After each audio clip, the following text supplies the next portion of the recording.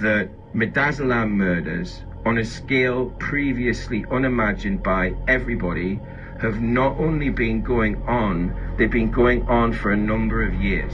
Let's just imagine Matt Hancock is Tony Soprano, right? So think of him as a mafioso character. So he sat down with the heads of the other three families who are all being controlled by Mr. Big, as is Hancock. And they sit down and say, these are the orders that we've got to carry out. How are we going to do it? And Matt says, right, well, we're just going to have to order a shitload of midazolam, a shitload of syringe drivers, a shitload of syringes. We're going to then have to distribute them to an army of mobile assassins with these syringes, drugs, and syringe drivers who drive around all the care homes in the country at the designated hour. And that was when we were supposed to be having the first spike of COVID in 2020. They just administered the largest doses of midazolam, between 10 and 60 milligrams, starting with per day, for anyone they suspected of having a chance of dying soon of just about anything.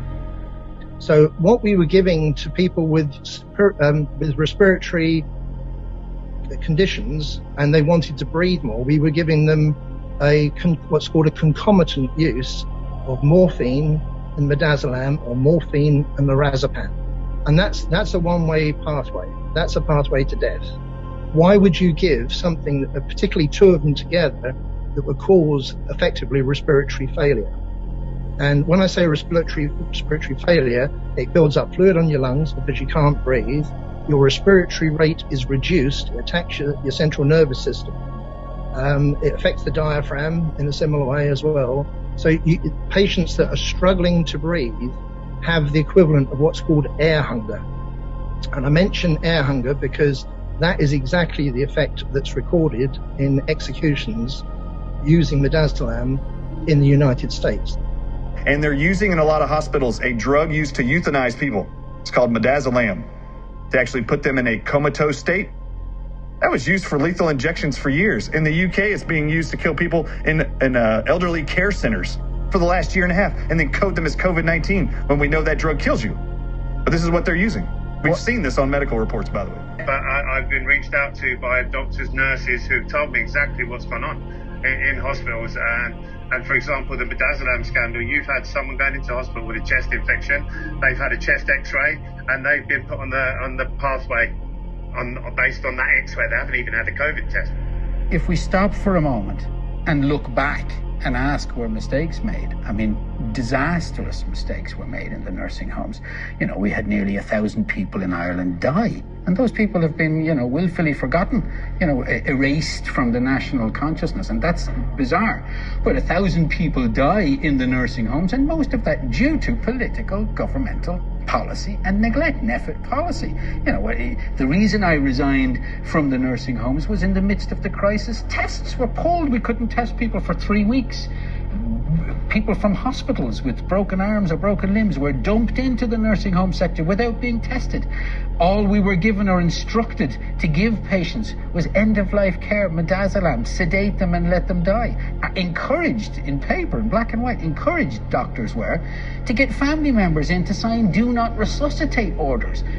All of this was disgusting. It was an inhumane way to treat fellow citizens and human beings. It's been very clear that the level of evil and the level of malevolence with this is unsurpassed, has never been seen in history. One of the levels of evil that we've seen, we can only imagine how severe this was the first winter when COVID first came out. Midazolam, a major sedative that you use for outpatient surgery, in quantified doses, limited doses. I've had midazolam, and you want it in the hands of an anesthesiologist who knows what the dose is. It gives you the ability to be sedated with, or conscious sedation, without remembering anything. If you give too much of it, you'll have permanent sedation. There was the huge nursing home outbreak of death coincided with a more than $1 billion purchase by the NHS of midazolam. You might say midazolam? Yes, midazolam, ladies and gentlemen. Everyone look this up. Midazolam is an actual treatment that causes, I hate to call it treatment, it's an actual drug that suppresses your ability to breathe. So if anybody will just do the search on DuckDuckGo right now, you can see all of this at timetofreeamerica.com. Type in daily expose, midazolam, M-I-D-A. Midazolam was used to end the lives of thousands who were told they died of COVID-19. They're mass murdering people.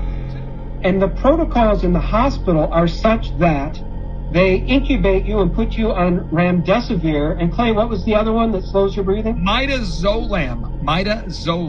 And it kills you. I do believe that that's malpractice that could be proven with expert witnesses like doctors and people like Clay Clark brought in with an attorney like you. These people that are being killed or their loved ones, like the woman that Clay talked to and the husband's dead, they should sue these hospitals and these doctors personally. To hold on to the position of denying compassionate care to patients and to create fear, suffering, hospitalization, and death is immoral, it's unethical, and in civil court, it's illegal. And all of you will be hunted. Every single one of you listening right now will be hunted, and justice will be served. These are considered crimes against humanity. They weren't doing bit-by-bit titration. They were whacking stuff into this man. Very high doses. Regularly. Until he died.